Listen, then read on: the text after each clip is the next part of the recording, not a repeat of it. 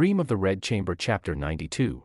Today, we're just looking at a handful of events happening almost simultaneously within the walls of this massive family compound. And by massive, we really need to set the scale for the listener here. Please do, because it's hard to wrap your head around. The G family compound isn't just a big house. It is a sprawling complex of courtyards, gardens, and pavilions. Almost like a campus. Bigger. It's populated by hundreds of extended family members and literally thousands of servants. It functions like a small, self-contained city-state. Wow, thousands. Yeah. And within this city-state, over the course of just a day or two, we get 4 distinct threads. Okay, lay them out for us. Well, we have a young heir dodging his education. We have a brutal tragedy in the servants' quarters, a pitch from a luxury goods salesman, and a quiet, terrifying conversation about a political purge. And my goal today is to really figure out the connective tissue here. Because on the surface, a teenager nerding out over ancient poetry, a maid fighting with her mother, and a guy trying to sell a magic pearl, they seem completely unrelated. Oh, totally random on the surface. Right. But the more you dig into this, the more you realize every single one of these threads is screaming the exact same warning. This text really forces you to look at how people behave when the ship is sinking, and they, completely refuse to look at the water. It demands a constant shifting of perspective. One moment you're analyzing the philosophical ideals of the ruling class, right? Right. And then the very next moment you are confronted with the physical, bloody reality of the people who serve them. It's a huge whiplash. It is. And the underlying tragedy is the utter inability of the people in charge to read the room. I mean, they are surrounded by flashing red lights, and they just keep pouring more wine. Let's start with the heir, then. Bai-Yu. If anyone should be paying attention to the future of the family, it's him, right? Absolutely. He's the golden boy. He is the young, hyper-privileged male heir. And how does he actually spend his time? The scene opens with him strolling back to his personal courtyard after hanging out with his cousin, Lin Dayu. A very famous literary pairing, those two. Right. And what were they doing? They were debating Zen riddles. Which is a brilliant, just subtle piece of characterization right off the bat. How so? Because immediately upon returning, he gets scolded by Jiren, his senior maid. She asks what he's been up to. He mentions the Zen riddles, and she just completely shuts it down. She is not having it. Not at all. She tells him that if he doesn't have anything productive to do, he should just talk about normal household matters. Or, practice standard poetry. She literally asks him, "Why are you talking about Zen riddles? You aren't a monk." I love Jiren's reaction because it's so profoundly grounded. Bai-Yu tries to defend himself, claiming he and Dayu have their own Zen logic and that outsiders just don't get it. Oh, classic teenager. It's that exact classic insufferable teenager thing, where you think you and your friend have invented a secret language and the adults just don't understand your, immense depth. Yeah, you wouldn't get it, Mom. Exactly. Right. But wait, we have to understand why Zen Buddhism, and specifically Zen riddles, is so subversive in this context. Why is Jiren so stressed out about it? Well, Bai-Yu is a young man in the Qing dynasty. His entire existence is supposed to be structured around Confucian duty. Okay, and Confucianism is all about order, right? Exactly. Social order, hierarchy, family obligation, and most importantly, preparing for the civil service examinations to secure political power for the family. Right, the exams are everything. You study the classics, you write the 8-legged essay, you get a government post. That is the only acceptable path for a guy like him. Precisely. And Zen is the absolute antithesis of that. How so? Zen is about stripping away societal illusions. It's about rejecting rigid doctrine and seeking sudden, intuitive enlightenment. By engaging in Zen wordplay with Dayu, Bai-Yu is actively rebelling against his Confucian duties. He's basically saying the exams don't matter. Yeah.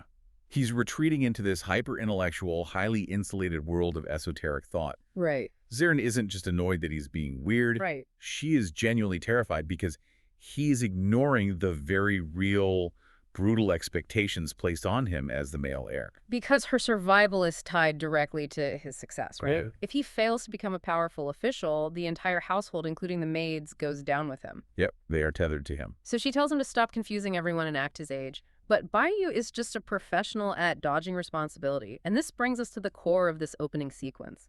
He is desperate to get out of school. The timing is so crucial here. The next day is the winter solstice.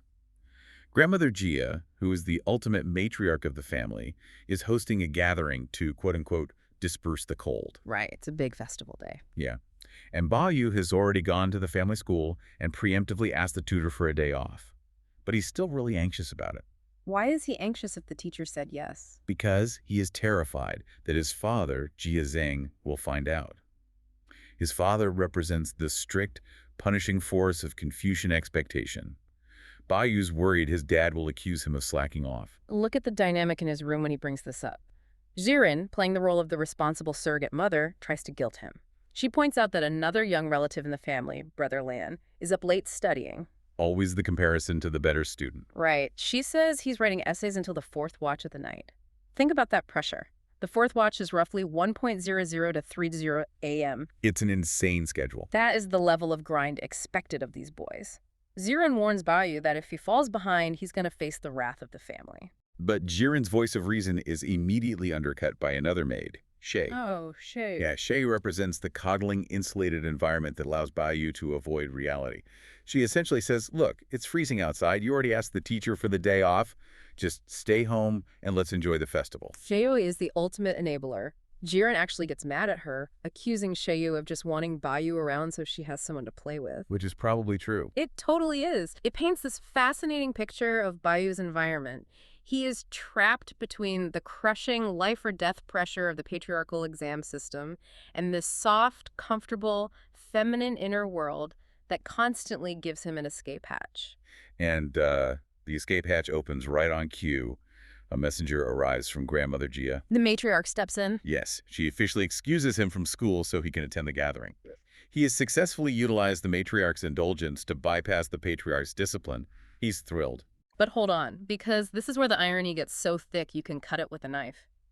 The guy who just pulled every string to get a snow day suddenly turns into an academic pedant. Serious. The very next day, having skipped his own classes, he runs into his young niece, Qiaoji. She's just a little girl, and she proudly tells him about her studies. She mentions that she has learned over 3,000 words. It's a lot, right?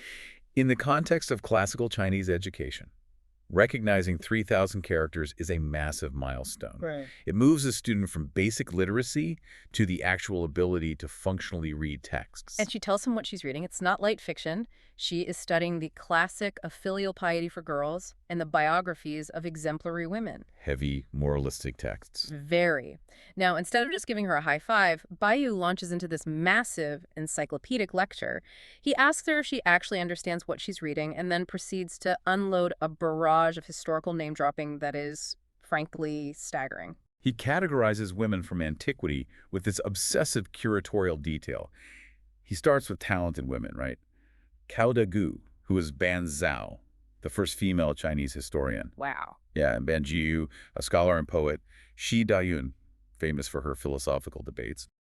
Then he moves to women who were virtuous despite crushing poverty. Like Meng Guang. Exactly, Meng Guang, who famously wore a thorn hairpin and cloth skirt to show her devotion to her poor husband. And he doesn't stop. He goes into tragic women. Princess Licheng, whose story involves a broken mirror and a violently torn-apart marriage. Su Hui, who wove a complex palindrome poem to win back her exiled husband. It's just a non-stop list. And then he gets into the truly intense stuff, the filial martyrs. He lists Mulan, who takes her father's place in war. Cao Yi, who drowned herself in a river trying to recover her father's body. He even lists women who mutilated themselves to avoid forced remarriage, like Lady Cao, who cut off her own nose. It's intense. He creates this entire taxonomy of female suffering and virtue. He lists women who were famously ugly but brilliant in statecraft, like Wu Yan, and women who were famously beautiful but doomed, like Shi. I have to stop and unpack this because his behavior here is fascinating but also deeply unsettling. Oh, very unsettling. He is listing off these women like they are trading cards. Like, I'll trade you one filial Mulan for a tragic Princess Licheng. Yeah, it's very gamified for him. Right. Think about yourself, the listener. Have you ever met someone who treats historical trauma as just a neat aesthetic? Unfortunately, yes. Bao Yu is listing women who drowned, who were mutilated, who suffered extreme poverty, and he talks about them with the enthusiasm of a kid showing off a comic book collection. Does he actually grasp the immense, crushing weight of these stories? The short answer is no, absolutely not. I didn't think so. He possesses the ultimate privilege of ignorance. Bao Yu treats female suffering as a beautiful academic subject to be categorized and admired from a perfectly safe distance. Safe being the key word. Exactly. He can read about Lady Cao cutting off her nose and find it profoundly poetic. precisely because he will never, ever be placed in a societal position where mutilating himself is the only way to retain his autonomy. Because he's a man. Yes, and a rich one. His admiration is genuine. He truly believes women are purer and superior to men, but it is fundamentally disconnected from the brutal reality of what forced these historical women to take such extreme actions. He's a voyeur of virtue. And Grandmother Gia, who is listening to this whole rant, eventually just shuts him down. He's in the middle of listing women famous for being jealous and resentful, and she just cuts him off. She's had enough? Yeah, she says, "That's enough. You're talking too much. How is she going to remember all that?" And then she outlines her own philosophy on women's education, which is very different from Bayou's. Grandmother Gia's perspective is brutally pragmatic. She states that while it is acceptable for a girl to recognize a few words, the truly critical skills are female work and needlework. But they're rich. Why do they need to sew? Well, she argues that women in their wealthy aristocratic class don't actually need to sew their own clothes to survive. But they must understand the labor. Why? So that later in life, when they are managing a household, they won't be manipulated, lied to, or taken advantage of by the servants. Let's translate that to a modern equivalent for the listener. Imagine a parent looking at their teenager who is deeply passionate about writing code and building software. Okay. And the parent says, "That's cute, but you need to drop the computer and learn how to change a tire, check the oil, and balance a checkbook." It is a completely defensive worldview. That's a perfect analogy. Grandmother Gia does not view literacy as a pathway to intellectual expansion or self-actualization. For her, a woman's domain is strictly the domestic sphere, the management of the inner chambers. Right. Understanding needlework means understanding the physical labor of the people beneath you. If you know how the work is done, the servants cannot cheat you. So it's all about loss prevention. Exactly. Reading is reduced to a baseline utility, just enough to read an account book and prevent embezzlement. Her philosophy is entirely focused on survival, asset protection, and maintaining control within a rigid patriarchal structure. So we have the stark contrast. Bayou, the male, treats education as a romantic, aesthetic playground where he can avoid real work. Yep. Grandmother Gia, the female patriarch, treats education as a grim, defensive toolkit. And to make Bayou's high-minded philosophical posturing even more hollow, the text gives us a glimpse into what he is actually thinking about right after delivering this lecture. Oh, this part is so telling. The narrative notes that while little Kauji is earnestly talking about learning a few stitches from her nurse, Bayou appears completely dazed. He's not even paying attention. No, he is not contemplating the profound sacrifices of the tragic heroines he just listed. He is secretly obsessing over a beautiful servant girl named Vuer. Right. He had heard a rumor that this girl, Wuer, who is described as delicate and charming, might be assigned to work in his specific courtyard, and he is just completely distracted, daydreaming about her moving into his space. It totally undercuts his entire scholarly persona. It really does. It exposes the massive disconnect between the idealized ancient women he praises and the living, breathing women in his immediate vicinity. Because the servant girls don't have that agency. Exactly. The servant girls in his household are subject to the absolute whims of the masters. They can be bought, sold, promoted, or expelled with a single command.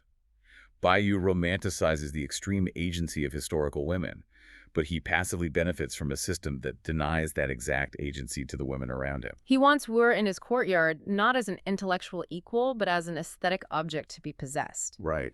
Which is the perfect pivot point for the text. Because while Bayou is sitting in a warm room safely intellectualizing female tragedy, an incredibly real, visceral, and bloody tragedy regarding female autonomy is exploding just outside his door in the servants' quarters. It's a huge shift in tone. We move from the privilege of ignorance directly into the crushing reality of the lower classes. The focus shifts to Wang Xifeng.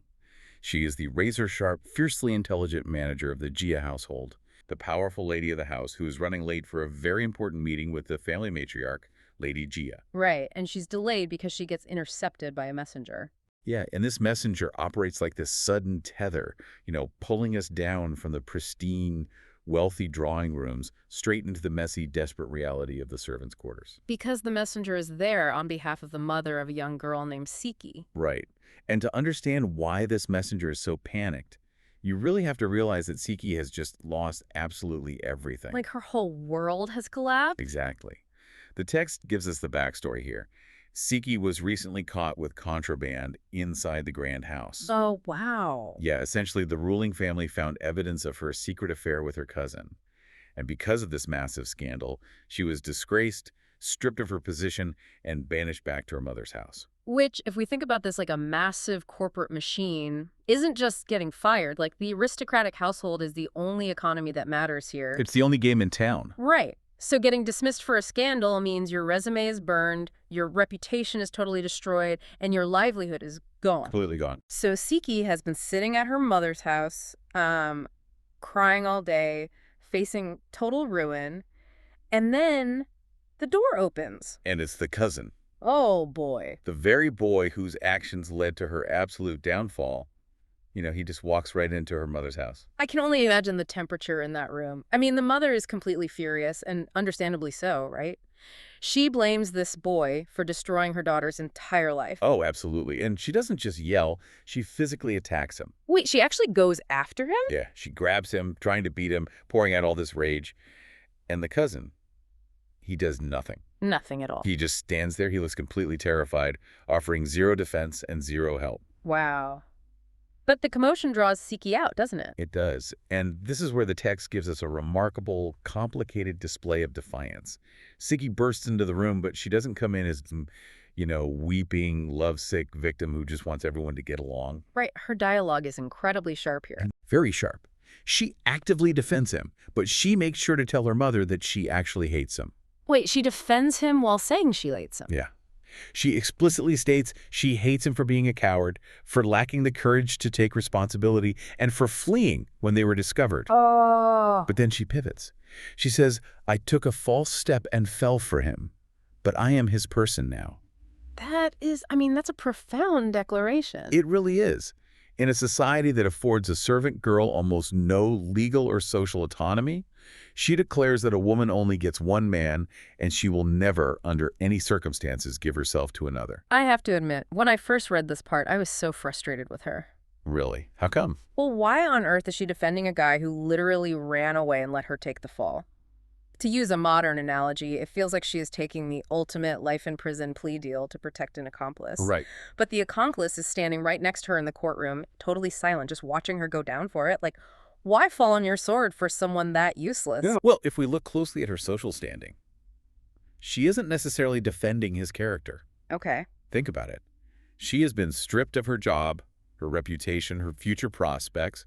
If she admits she was just manipulated by a cowardly boy, she loses the very last tiny shred of dignity she possesses. Ah, I see. Yeah, she becomes a pure victim of circumstance. Oh, wow. So by claiming it as an absolute binding choice, even if she acknowledges it was a flawed choice, she retains her agency. Precisely. She is saying, I did this is my fate, and I am choosing it. Yes, she is defending her own choice. Because if she folds, society dictates her narrative. If she stands her ground, she remains an active participant in her own life. Right. And she makes that terrifyingly clear with an ultimatum. She tells her mother that if he hasn't changed his mind about her, she will follow him anywhere. Even if they have to beg. Exactly. Even if they are reduced to begging for food on the streets, she will go. But the mother doesn't back down. Like, she completely rejects the ultimatum, and she does it by asserting total authority. Yeah, she does. She tells Siki, you are my daughter, I absolutely won't give you to him. And we really need to unpack the phrasing there. I won't give you to him. Right, it's very transactional. Very.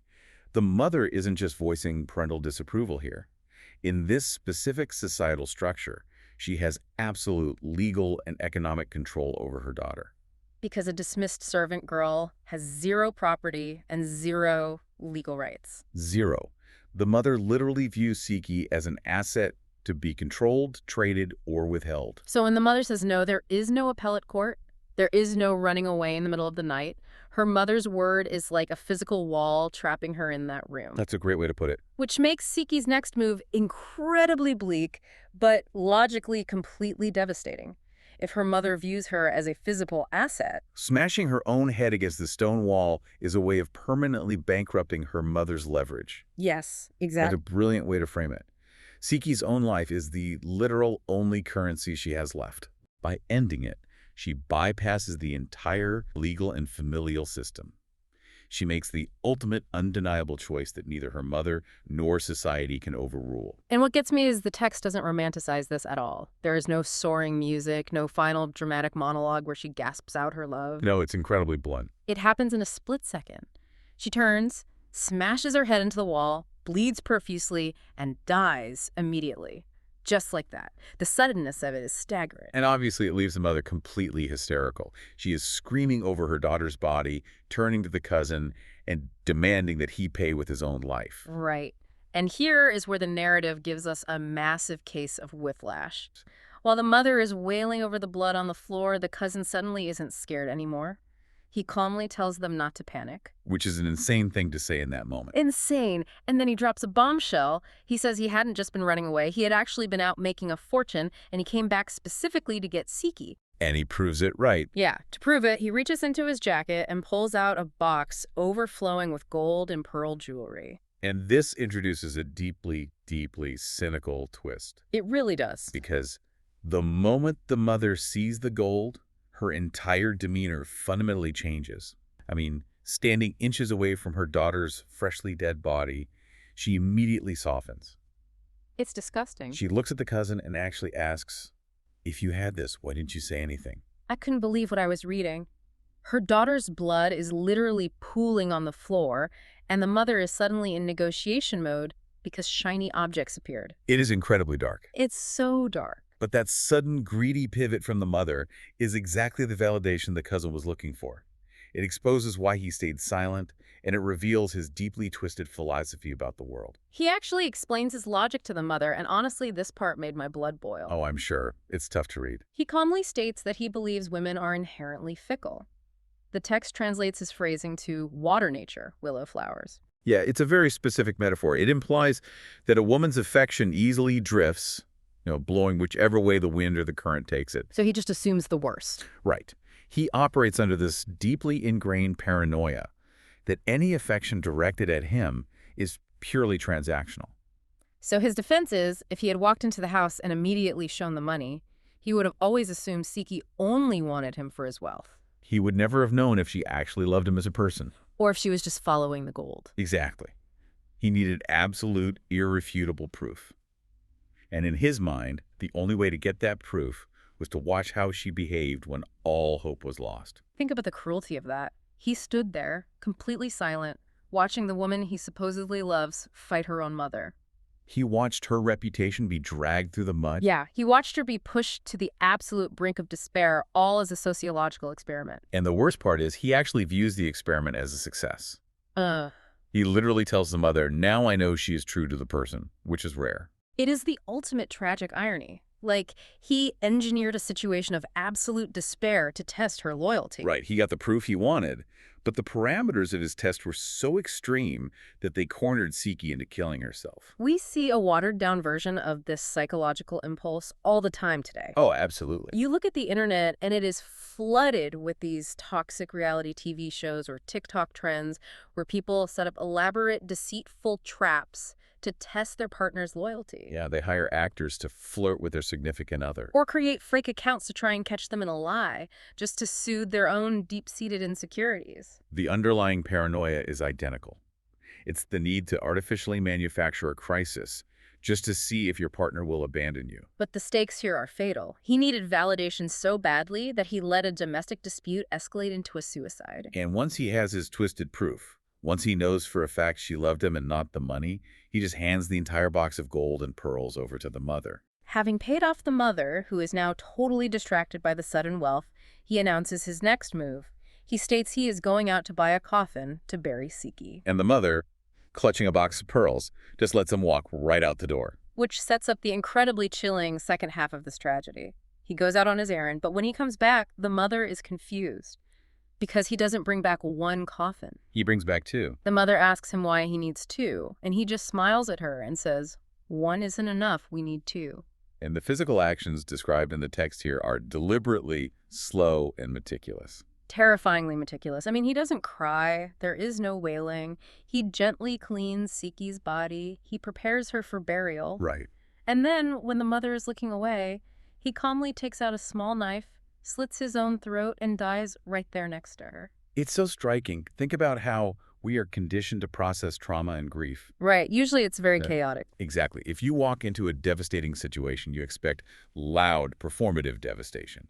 The mother represents that expectation. Earlier, she was screaming, cursing, physically attacking people. But the cousin is completely dispassionate. Completely. Why is he so detached? I kept waiting for the breakdown or, the moment of realization where he screams at himself for causing this. But it never comes. The breakdown never comes because his reality shifted the very second Siki's head hit the wall. Wow. He wasn't agonizing over whether to live or die. The decision was an instantly cemented fact. This is an incredibly astute psychological depiction of cold, resolved trauma. That makes a lot of sense. He didn't need to cry, because in his own mind, he was already a dead man. He was simply running errands for his own funeral. Man, that is heavy. He was just tying up loose ends. So now the scene is a total nightmare. A complete disaster. The mother is left standing in this house with 2 dead bodies, 2 coffins, and a pile of gold. The local neighborhood hears about all of this blood and chaos, and they threaten to report the incident to the authorities. Because a double suicide is a massive legal liability in this society. Right. The authorities getting involved means an official investigation.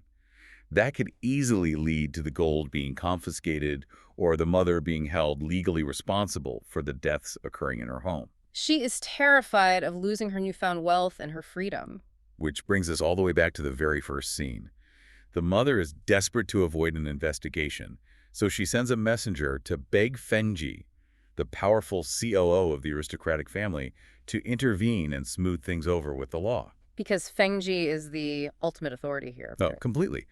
She manages the estates, the vast sums of money, and the family's public relations. When the messenger finally reaches Fengji's drawing room and relays this entire bloody, devastating story, the loyalty test, the double suicide, the coffins, her reaction is just staggering. It really highlights the divide. She is mildly surprised, but mostly she just marvels at it like it's a bizarre piece of local gossip. She mentions she's never seen such a foolish girl meet such a foolish boy. And we should clarify that when she uses the word foolish here, she means intensely fierce and unyielding. Oh, okay. She actually takes a moment to reflect back on when Siki was first interrogated at the Grand House about the contraband.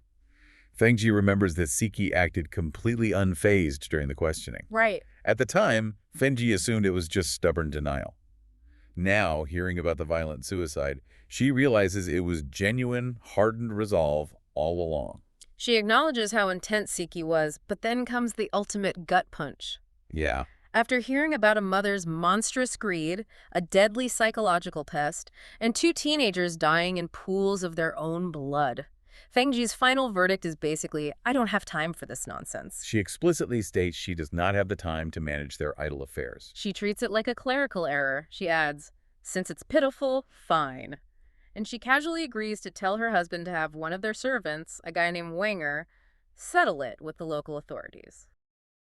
But she specifically notes that Siki was a fierce-natured child. Xifeng's respect for Siki is a moment of profound psychological mirroring. Xifeng is a fiercely intelligent, strong-willed woman operating within a deeply patriarchal system. She's always fighting for control. She constantly has to fight for her own authority, manage the incompetence of the men around her, and assert her will. The word used for Siki's nature is lai, meaning fierce, intense, or unyielding. Wow, unyielding. When Xifeng hears about a maid who possessed such an unyielding spirit, she recognizes a reflection of her own internal fire. Even across the massive class divide, Xifeng respects a woman who refuses to bend. The scene shifts abruptly. That transition from the bloody reality of the servants back to the masters is so jarring. We go straight from 2 dead bodies and a terrified mother, right into a room where the men of the Jia family are hanging out. It's like flipping a channel. And what are they doing? Jia Zheng, the strict Confucian patriarch, is casually playing a game of Go with a companion. And not just playing casually, they are deep in the game, specifically fighting over a corner in what is known as a co-fight. Explain the co-fight, because the metaphor here is too perfect to ignore. In the game of Go, a co-fight is a specific recurring board situation where players take turns capturing and recapturing a single stone. Okay, so a loop. But the rules state you cannot immediately recapture the stone. You have to play a move somewhere else on the board first, a co-threat forcing your opponent to respond. Got it. If they ignore your threat to end the co, you gain an advantage elsewhere. It is an intense, localized battle where the life and death of a group of stones hang in the balance, and it requires immense strategic focus. So you have these aristocratic men intensely focused on the artificial life and death of little black and white stones on a wooden board, completely oblivious to the actual literal life and death that just occurred in their own servants' quarters. It is the peak of insulation. And right in the middle of this game, they get a visitor, Feng Xing. He is a well-connected associate, and he isn't dropping by for tea. He is there to pitch them high-end, exotic, imported luxury goods. He brings what is essentially a private, incredibly exclusive catalog right into their living room. He tells Xifeng that a contact from Guangxi has brought 4 foreign goods that are suitable to be used as imperial tributes. Like gifts for the emperor. Exactly. These are not everyday items. These are the zenith of luxury, craftsmanship, and exoticism. I want you, the listener, to try and visualize these items because the level of opulence is staggering. First, he describes a 24-panel folding screen made of purple sandalwood. Sounds nice already. But the panels aren't painted silk or paper. They are made of a flawless, high-grade crystal or glass, what they call niter stone. And carved directly into this crystal are landscapes, pavilions, and 50 to 60 palace women depicting a famous historical scene called the Han Palace Spring Dawn. It's incredible craftsmanship. Feng Xing explicitly notes that the carving is so detailed you can see the folds of their clothes and the delicate features on their faces. It is an item designed entirely to display wealth. A massive, heavy crystal screen meant for a grand hall, designed to catch the light and reflect the owner's status. He also mentions a mechanical clock, over 3 feet tall, featuring a mechanical boy who physically strikes the time, along with small figures inside that play a 10-part musical ensemble. For Qing Dynasty China, European mechanical clocks were the ultimate technological novelty. Oh, massive status symbol. But the 2 items he actually brought with him in boxes are the ones that blow my mind. He pulls out a heavily wrapped brocade box. Inside, resting on red silk, is a pearl the size of a longan fruit. Which is huge. For reference, that's about the size of a large grape or small plum. It's massive. He calls it a mother pearl. They bring out a black lacquer tray, place the mother pearl on it, and then Feng Xing pours a handful of smaller, regular pearls onto the tray. And what happens? The text says the small pearls rolled round and round toward the big pearl, eventually piling up and lifting the mother pearl higher, sticking to it like magnets. It is a remarkable, almost magical object. Whether it represents some exaggerated natural phenomenon, static electricity, or maybe a piece of lodestone disguised as a pearl, the symbolism is heavy. It's so on the nose. The mother pearl physically draws smaller pieces of wealth toward itself.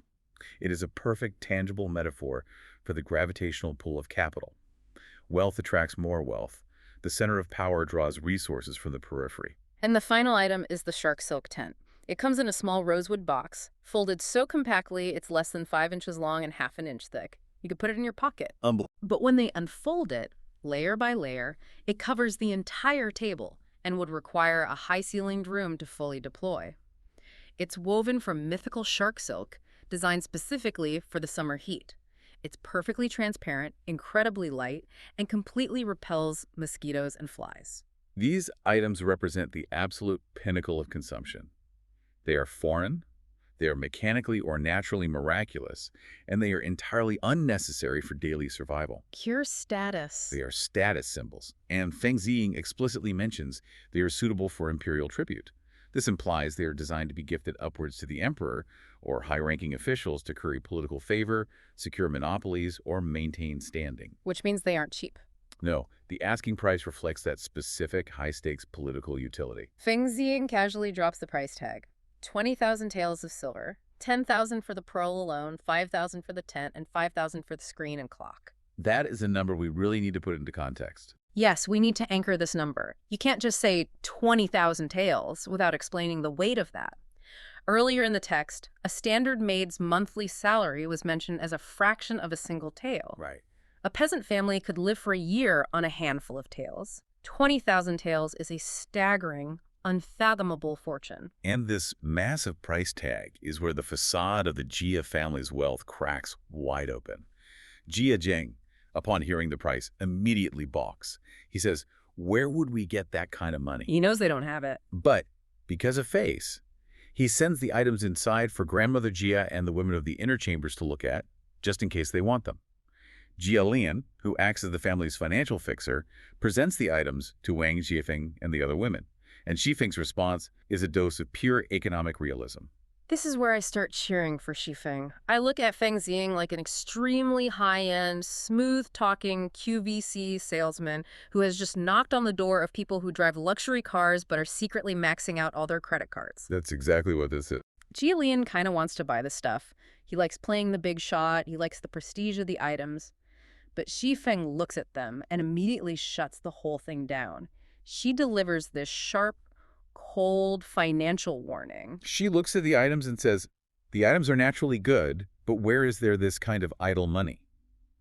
She points out that they aren't provincial governors who need to buy tribute to bribe the imperial court. And then she reveals what's actually on her mind. Yes, she reveals what has actually been keeping her up at night.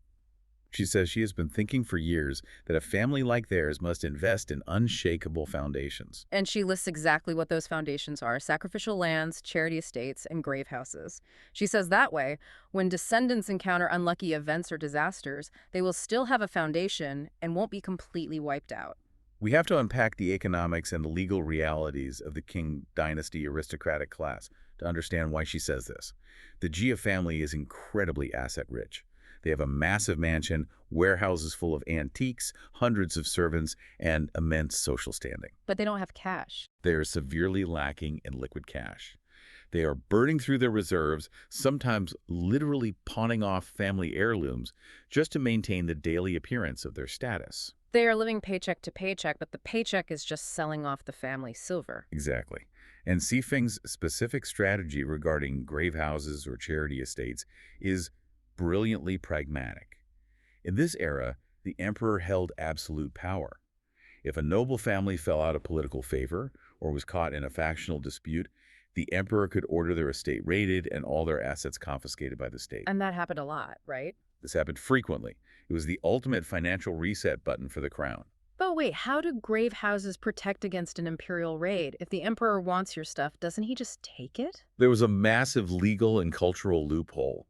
Properties designated for ritual purposes like the land surrounding ancestral tombs or agricultural estates set up specifically to fund clan charity and ancestral sacrifices were historically and legally protected from government confiscation. Wait, really? The emperor couldn't touch them? No. The bedrock of Qing law and social morality was filial piety and ancestral worship. Even the emperor, who derived his right to rule from the mandate of heaven and his own ancestral piety, was extremely hesitant to seize land dedicated to ancestral rites. It would be viewed as a deeply immoral, sacrilegious act. Wow. So she isn't just talking about diversifying their investment portfolio. She is literally trying to build a legal, state-proof lifeboat. She sees the political iceberg coming, and she knows that a magic magnetic pearl or a giant crystal screen won't save them when the emperor's guards show up with a confiscation order. She's planning for the worst-case scenario. She wants hard assets that cannot be legally seized so her children won't starve in the streets when the titles are stripped. It's a profound realization of their vulnerability. But look at how Jia responds to her plea for a lifeboat. He chides her. He gets annoyed. He tells her to be quiet. He says, the old lady hasn't even opened her mouth, and you're already speaking a bunch of depressing, unlucky words. I have to ask, why is he so offended by basic math? Xifeng is the only one screaming about an emergency fund, and he acts like she just ruined the vibe at a party. Is this just wounded male pride, or is he actually that blind? It is absolutely a matter of pride, but it's also a deeply ingrained systemic denial. Xifeng operates in the external, male-dominated world where appearance, face, and the projection of power are everything. So admitting they're broke is social suicide. Admitting they cannot afford these items, or worse, openly planning for a future where the family is utterly ruined, shatters the illusion he relies on to function in elite society. Xifeng, managing the internal books, sees the math. She knows the numbers do not add up. But the men won't look at the books. The men refuse to acknowledge the deficit, because doing so would mean admitting their own failure to maintain the dynasty they inherited. But Grandmother Jia, the matriarch, actually agrees with Xifeng. She sides with the books over the boys, so Jia is forced to take the items back out to Feng Xing and reject the sale. A very awkward moment for him. And this moment of financial rejection, this admission that they are actually broke, leads us right into the final and, frankly, most terrifying section of the political shadows. The men, Jia Zheng, his older brother Jia Shi, and the salesman Feng Xing sit down to drink warm wine and discuss politics. And the conversation quickly turns to a man named Jia Yukun. Let's talk about Yukun because this guy is the ultimate political opportunist. The text outlines his entire rise to power, and it is staggering. It's quite the resume. They mention that he was originally a poor, down-and-out scholar living in a ruined temple in Suzhou. He was heavily subsidized by a kind, wealthy man named Zhen Xin. A crucial stepping stone for him. Eventually, Yukun used that money to travel to the capital, pass the civil service exams, became a magistrate, and even married a maid from the Zhen household. But his rise doesn't stop there. After briefly losing his position due to arrogance and corruption, he maneuvers his way into becoming the private tutor to Lin Daiyu. Dayu's cousin. Exactly. And through that connection, he used his relationship with Dayu's father, Lin Ruhai, to get a letter of recommendation to the Jia family in the capital. He arrived at their door, managed to leverage their immense political influence, and got himself reinstated into the bureaucracy. And once he had his foot back in the door, he just rocketed to the top. Jia Xing actually laughs and says he knows how to drill for positions. It's Slimer. He goes from a prefect to a censor, then a vice minister of personnel, acting minister of war. He got demoted 3 grades for some incident, but now Jilin hears a rumor that Yukun is about to be promoted again. Jia Yukun's trajectory is the exact mirrored opposite of the Jia family's. How so? He starts with absolutely nothing. He uses everyone around him, from his initial benefactor Zhen Xin to his young student Daiyu to the Jia family's political capital, and ruthlessly climbs the ladder of state power. He represents the aggressive, meritocratic, and often deeply corrupt churn of the imperial bureaucracy. He survives because he adapts. Meanwhile, the Jia family is coasting on inherited glory, slowly sliding downward. But the conversation over wine gets much, much darker. Jia Zheng brings up another family. The Zhen family. A different Zhen, to be clear. Not the man who helped Yukun. Right, not Zhen Xin, but the aristocratic Zhen family. And we have to explain the Zhen family because they are essentially the terrifying mirror image of the Jias. The Zhen family is explicitly described by Jia Zhang as being identical to their own. They had the same level of historical merit, the same hereditary titles, the same massive estates in the south, and the same lavish, unchecked lifestyle. They're basically twins. The two families were close and constantly interacted. But then Jia Zhang notes, in just a few years, their family wealth in their hometown was confiscated, and to this day there is no news of them. Think about the absolute terror of that statement. A family identical to yours with the same wealth and the same history was completely wiped out. Raided by the state, assets seized, and vanished into ruin. Just gone. And Jia Zhang says this out loud to his brother while drinking. He says, "Seeing this, don't you think those who are officials should be afraid?" He is looking directly at the flashing red warning light. And the contrast between the two brothers' reactions here is the ideological crux of the family's impending doom. Jia Zhang is sweating bullets. He is deeply unsettled. He even has a moment of profound, painful self-awareness. What does he say? He admits, "We have no virtue and no talent. We are just vainly eating the taxes and relying on inherited privilege. How can we bear it?" For an aristocratic patriarch in this setting to bluntly admit his own uselessness and recognize the fragility of his position is incredibly rare. He sees the rot. He knows they are standing on thin ice. But then you look at his older brother, Jia Shi literally brushes it off. Full denial. He says, "Our family is the most secure." And Feng Xing, playing the polite guest, agrees. He lists the reasons why they are supposedly invincible. First, you have an imperial concubine in the palace looking out for you. Second, you have many old friends and good relatives. Third, from the old lady down to the young masters, none of you are cruel or malicious. It is the ultimate too-big-to-fail delusion. Jia Shi believes that their connections, their sister in the emperor's harem, and their sheer institutional momentum will protect them from the mechanisms of state power. He relies on old friends and the inertia of the past. But I have to challenge Jia Shi's logic here. Doesn't the story of Jia Yukin, the guy they were literally just talking about, completely destroy Jia Shi's argument? Oh, entirely. I mean, you can use their old connections to get his power, and now he is a ruthless operator at the very top of the government. He has no loyalty to them. He only has loyalty to his own ambition. How can Jia Shi rely on old connections when the new connections are sharks like Yukin? You have hit on the exact flaw in Jia Shi's worldview. The political landscape isn't static. The old friends are dying, retiring, or losing power. And the new operators, the men who actually run the bureaucracy now, like Yukun, are unsentimental pragmatists. They don't care about history. The emperor does not care about your family's historical merit if you become a political liability, or if the state treasury simply needs an influx of your confiscated wealth. The Zhen family had connections too. The Zhen family wasn't supposedly cruel either, and they were annihilated. So Jia, she's just wrong. Jia, she believes the rules of the past will protect him from the realities of the present. Jia Zheng knows they won't. But Jia Zheng is too paralyzed by tradition and a lack of true capability to actually do anything about it. He just sits there and drinks. Let's not talk about these things. Let's just drink, Jia, she says. And the scene ends with this haunting cinematic image. The men finish their meal, Feng Xing's servant comes in and whispers to him, and Feng Xing announces he has to leave. Because the weather has turned. Exactly, because outside, silently, while they were drinking and ignoring their impending doom, a heavy snow has fallen. The text notes that the snow is already over an inch deep. It is a cold, suffocating blanket descending on the massive, rotting estate.